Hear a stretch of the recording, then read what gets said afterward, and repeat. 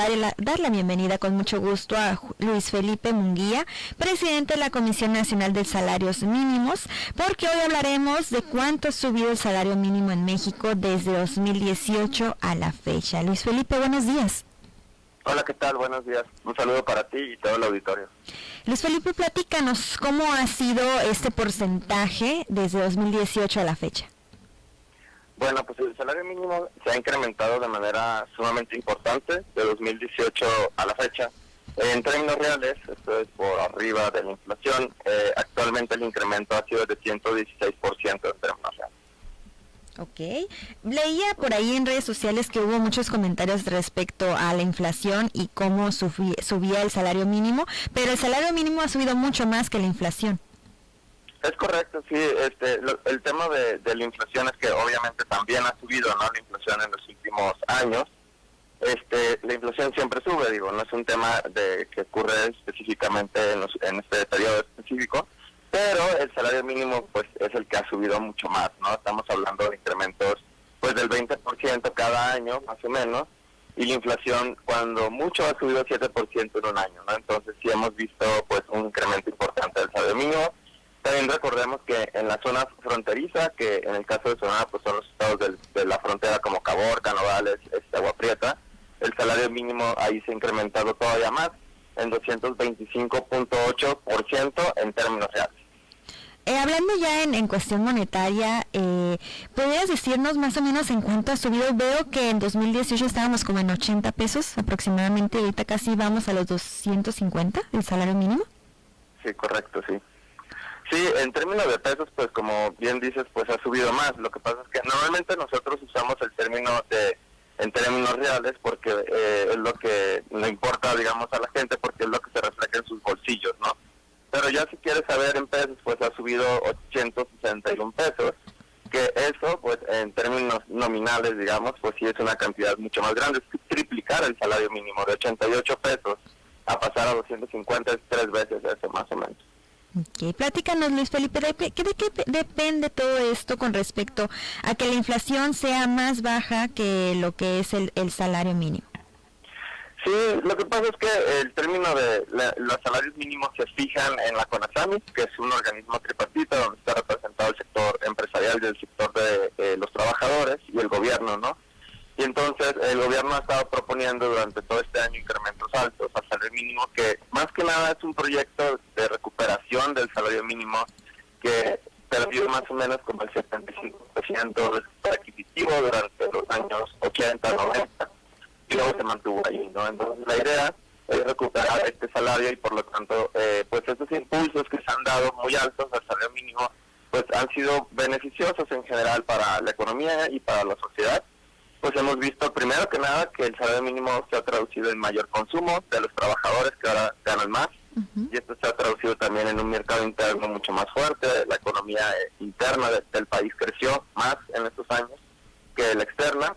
Y por último, pues la inflación se debió a otros factores, ¿no? Recordemos que en la pandemia hubo un problema en la cadena de suministros en varios países de Asia, no podían continuar la producción para ofrecer acá en el continente americano, y esto provocó que las empresas incrementaran los precios, ¿no? Entonces sí hubo un tema de inflación. Sin embargo, no se compara con lo que creció el salario mínimo y también los salarios en general, que actualmente están 25% por arriba también de la inflación, el salario promedio.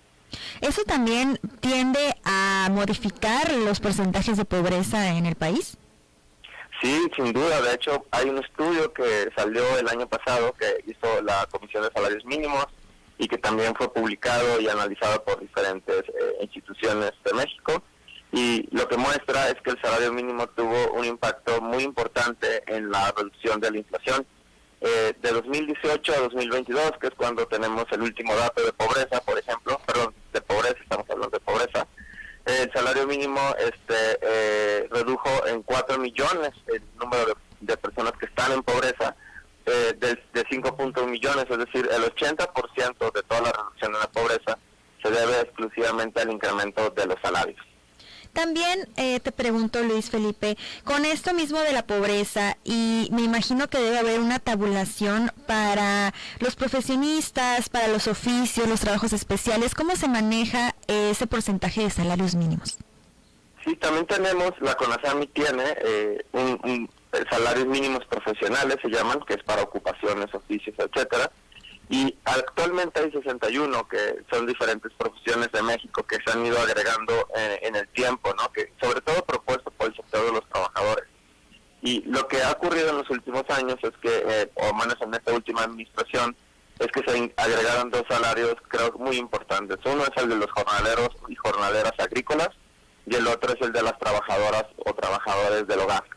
Ambos salarios estaban por arriba del salario mínimo. De hecho, el salario mínimo de los trabajadores del hogar está 25% por arriba del salario mínimo, y el de los trabajadores jornaleros agrícolas está en 30% por arriba del salario mínimo. Y así cada profesión tiene distintos salarios que está diseñado, digamos, dependiendo de el nivel de riesgo del trabajo, el nivel de rezago que tiene ese trabajo en general, si tiene o no tiene contrato colectivo, si tiene representación sindical, etcétera. Entonces, CONASAMI cada año revisa y decide si necesitamos agregar un salario mínimo profesional adicional. Hablando de ello también, ¿qué ocurre con las personas, ya al ser trabajadoras, pues que están afiliadas o tienen algún seguro? ¿Esto de qué manera también beneficia? Ha beneficiado mucho, más que, ha habido varios efectos. Uno es que muchos trabajadores y trabajadoras han empezado a exigir formalizarse. Antes formalizarse pues no era algo que llamara tanto la atención, digamos, todavía hay muchas deficiencias, ¿no? Por ejemplo, en el sistema de salud, etcétera. Sin embargo, como ahora estar formalizado implica que tengas un salario más alto, implica también, como hemos visto, ha habido muchos cambios en el mundo del trabajo, entre ellos, por ejemplo, que hay más vacaciones, o el aguinaldo creció, la prima vacacional es más alta, ¿no? Y todo esto ha provocado que lo que hemos visto es que los trabajadores, en vez de negociar a veces salarios, negocia pues formalizarse y prestaciones, ¿no? Que es algo que antes no tenía tan a la mano o era más complicado hacerlo. Y la otra cosa que sí hemos visto también es que muchas empresas registraban o registran a sus trabajadores con el salario mínimo cuando en realidad el trabajador gana más. Okay. Y esto es una práctica muy común y es muy difícil de detectar porque también muchas veces el mismo trabajador prefiere que sea así para evitar pagar cuotas al Seguro Social, por ejemplo. Okay. Pero con el incremento del salario mínimo, pues ha subido muchísimo el salario base cotización, o sea, con qué te registra la empresa, porque aunque gane más el trabajador, dado que el salario mínimo está subiendo, pues lo registran con un número más alto, con un ingreso más alto, lo cual es muy bueno porque el trabajador pues tendrá pensiones también más altas para ese futuro. ¿Qué digo? De alguna manera uno como trabajador puede darse cuenta de estas cosas y acercarse a alguna instancia para ver su situación.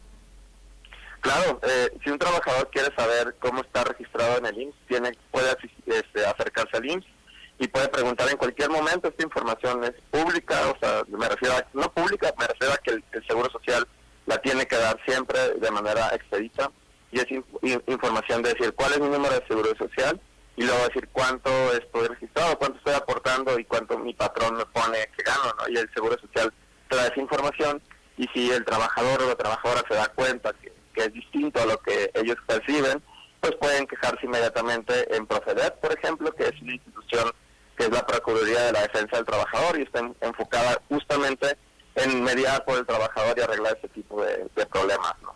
Luis Felipe, desde CONASAMI, ¿cómo es que ustedes hacen las evaluaciones para obtener estos resultados? ¿Qué factores son los que consideran para hacer estas determinaciones? Nosotros lo que hacemos es hacemos estudios cada mes y lo presentamos a un consejo que está, como te dije, es tripartita, representada por trabajadores, empresarios y gobierno. Y además de hacer estudios cada mes, que son estudios que van viendo cómo impacta el salario mínimo diferentes variables, como por ejemplo la brecha de género, la pobreza, etcétera. También siempre, alrededor de noviembre, se presenta un estudio muy importante que hace CONASAMI, donde analiza cuál es el impacto que ha tenido el salario mínimo durante el año en la inflación y en el empleo, y con esto, y en los costos laborales, ¿no?, de las empresas. Este análisis se hace a nivel empresa, o sea, es decir, es muy minucioso. Si una empresa que está en el consejo quiere ver cuál va a ser el impacto para su empresa específicamente, nosotros le decimos, pues te va a costar tanto, ¿no? Tenemos este dato exacto. y con eso nosotros determinamos un rango superior donde nosotros creemos o los datos indican que si el salario mínimo subiera por arriba de ese rango, tendríamos impactos inflacionarios o impactos en el empleo, que es lo que no queremos nosotros, ¿no? Buscamos que no suban los precios para que no mermen, ¿no?, el incremento del salario mínimo, y buscamos que no se pierdan empleos para que los trabajadores que lo ganan pues realmente lo ganen, ¿no?, que no pierdan su empleo. Y el rango inferior lo calculamos con el nivel de vida de los trabajadores para buscar siempre que no se pierda el poder adquisitivo, que encuentren que les alcance al menos para lo mismo que les alcanzaba un año antes, y entonces con eso es con lo que nosotros hacemos ese cálculo, y ya entonces el Consejo delibera y determina dentro de ese rango cuánto debe subir el salario. Okay. Luis Felipe, para este junio de 2024, ¿ya se tendría un estimado o se tiene alguna deducción de cómo nos podría ir para el 2025? Todavía no tenemos el estudio final ni ningún tipo de análisis todavía de cuánto va a subir específicamente este año. Solo sabemos que estamos buscando que el salario mínimo siga incrementándose y tenemos una meta de mediano plazo, digamos, en 2 años, de que llegue al menos a ser 2 veces la línea de pobreza por ingreso de los hogares, porque ese indicador te dice que, digamos, si llegas a ese número, los hogares en México con un salario mínimo les alcanza para lo más básico. Y ya en el largo plazo pues vamos a ir viendo. Lo que sí hemos visto es que probablemente los incrementos del salario mínimo de los próximos años ya no sean tan altos como fueron durante los últimos 6, porque justo en estos últimos 6, pues como te mencioné, fue de recuperación del salario mínimo, venía muy abajo. Pero a partir de ahora entramos en un periodo nuevo donde queremos que continúe subiendo, pero de una manera más moderada, para alcanzar pues niveles más altos, más dignos de salario, sin afectar a la producción, sin afectar a las empresas mexicanas. Perfecto, Luis Felipe. Pues te agradezco mucho por la información y estaremos al pendiente más adelante con más datos acerca de ello. Claro, con mucho gusto. Gracias por la invitación. Gracias a ti por toda la información que nos compartiste este lunes.